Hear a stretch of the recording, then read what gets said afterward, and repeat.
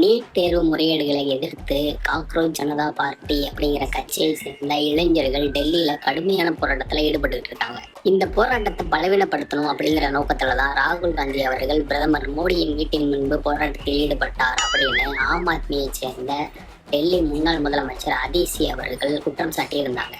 டெல்லி ஜந்தர் மந்தர்ல சோனம் வாங்சு அவர்கள் கிட்டத்தட்ட 1 மாத காலமாக உண்ணாநிலை போராட்டத்தில் ஈடுபட்டுக்கிட்டு இருக்கும் போது அங்க அவரிடம் பேச்சுவார்த்தை நடத்தாத ஒன்றிய அமைச்சர்கள் ராகுல் காந்தி மோடி வீட்டின் முன்பு 1 மணி நேரம் போராட்டம் நடத்துறாரு, அதுக்குள்ள பேச்சுவார்த்தை நடத்துறாங்க அப்படின்னா ராகுல் காந்தி அவர்களுக்கும் பாஜகவுக்கும் இடையில ஏதோ ரகசிய சதி திட்டம் செய்து அதன் அடிப்படையில டெல்லியில நடந்த அந்த காங்கிரஸ் ஜனதா பார்ட்டியோட போராட்டத்தை திசை திருப்பத்தான் இந்த முயற்சியில ஈடுபட்டிருக்காங்க அப்படின்னும் ஆம் ஆத்மி குற்றம் சாட்டியிருந்தது. இதே மாதிரியான ஒரு குற்றச்சாட்டை நாடாளுமன்றத்துல உத்தரப்பிரதேசத்தின் முன்னாள் முதலமைச்சரான அகிலேஷ் யாதவ் அவர்கள் முன் வச்சு பரபரப்பை கிளப்பி இருக்காரு. நீட் விவகாரத்துல வேற எந்த கட்சி உறுப்பினர்களையும் நாடாளுமன்றத்துல பேச விடாத சபாநாயகர் காங்கிரஸ் உறுப்பினர்களை மட்டும் பேச அனுமதிக்கிறாரு.